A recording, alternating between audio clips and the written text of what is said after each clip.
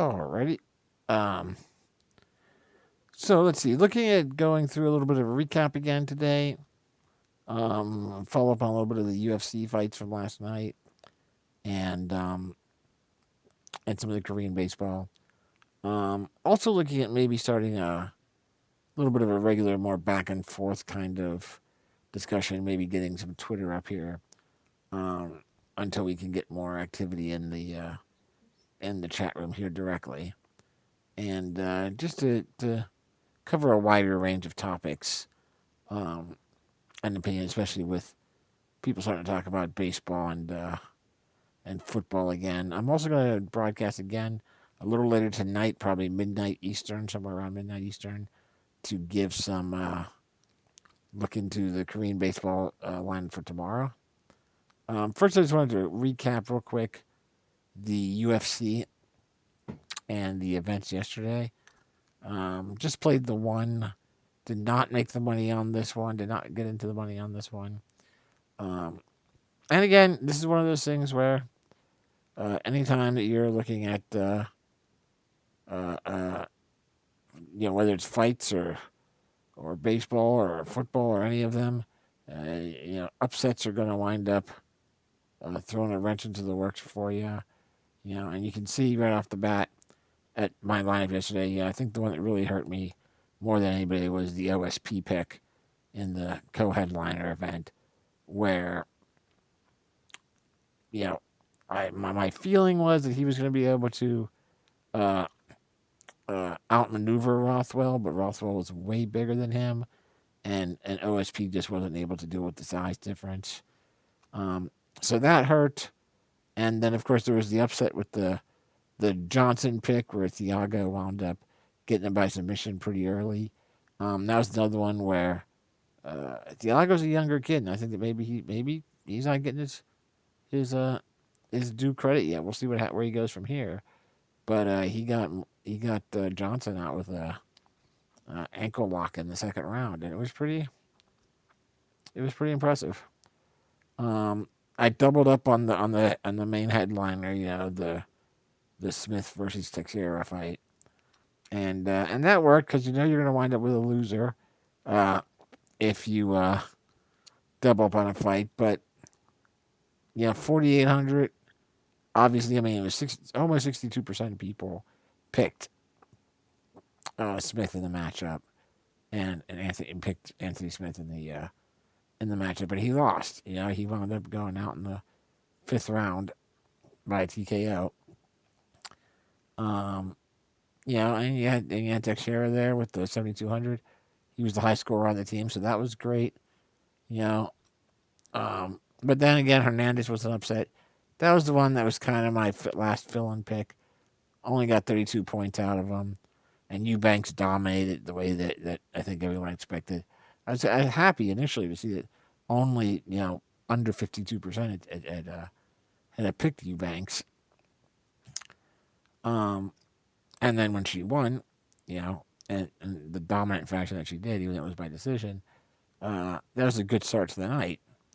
Things just went downhill from there with Johnson losing by that ankle lock. But again, that's going to happen. There's another event coming up on Saturday, and I've got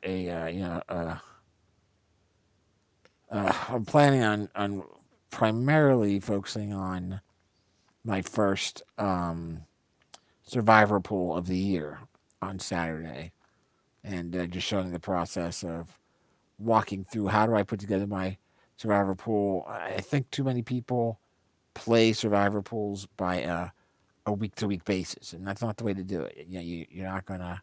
You're gonna find yourself in a if you do well enough to survive 9, 10, 11 weeks, just going week to week, you're gonna find yourself in a situation where all of your teams that you liked for that week, you've already used up.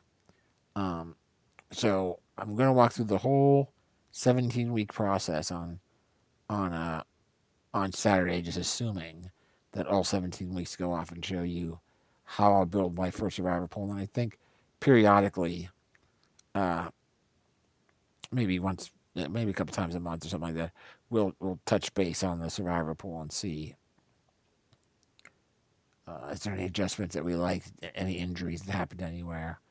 And obviously, I think for everyone, NFL's the big ticket item where everyone's playing that, so that will wind up dominating more and more of the talk. But I'll always be involved with a little bit of the uh, Major League Baseball, basketball, hockey, all of those when it comes up there. And I'm always looking forward to anything else. So if anybody out there wants to see uh, uh, or talk about anything from MMA to the NASCAR to the tennis to the golf to the anything that you can bet on, I'm open to it.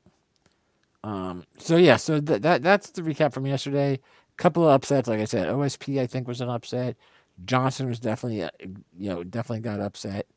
Um, Anthony Smith losing was an upset, even though we had Teixeira on the other side.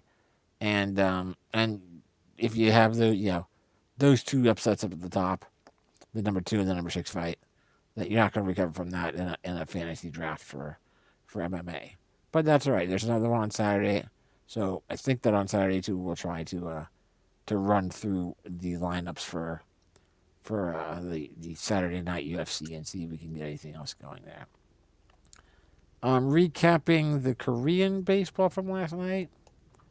This one was again team overall did better than the first my second overall uh, lineup that I showed here. Again, though, we wound up with a situation where a player scheduled to start didn't, and that was our second baseman Jung, uh, who was lined up there for the Twins, and so he didn't get in there, so that hurt us. You can take a look at our pictures again. Koo was the one guy that, like I said, it's hard not to. He was expensive, 9,200, but it was hard to not justify the price. And he definitely came through 39 points. Is a thing. Of course, 65.8% of people also felt the same way. So that's one of those situations where you almost had to take him because if you didn't, you were behind the 8 ball already. But even then, the backup guy Wilson, who had that horrible outing in the first his first lineup, uh, like I said, did bounce back. He bounced back with a really solid performance. 18 outs, 7 strikeouts, only gave up 200 runs. Scored 19, almost 20 points. 2 solid picks right there. Unfortunately, then it was a low-scoring night, uh, and losing Jung on the Bears on the Bears Twins game didn't help at all. Um, and Na, who a lot of people like, wound up with nothing. Wound up with nothing last night. But this is going to keep on happening with the Korean baseball. It's going to be tricky until we get a little more familiar with it. I'm moving mostly into uh, dollar tournaments or $5 single entry tournaments for Korean baseball right now. Tonight at midnight, I will go through the lineups for tomorrow. As a heads up, the right now the weather they're calling for a lot of rain, and all of the games tomorrow are played outdoors. So either work on being up at 5 a.m. Eastern time to check out the weather and adjust your lineups, or play in a lower tournament that you can afford and put your lineup in before you go to bed tonight and don't worry about it. Um, um, so we will catch up on the Korean stuff later tonight, and I'm going to try and turn it into a daily recap, maybe right around this time, so we can recap everything that went on the day before and look ahead. Like I said, I'm going to look to maybe make a few adjustments, see about maybe adding a Twitter feed or something, just to have some general talk. some general topics to see what else of interest we can talk about rather than just focusing on this. And that'll be it. So hopefully I'll see some of you guys around later tonight at midnight. Drop me any suggestions. Drop me any notes. Check me out on Twitter and YouTube. And that's it for now. Good luck and take care.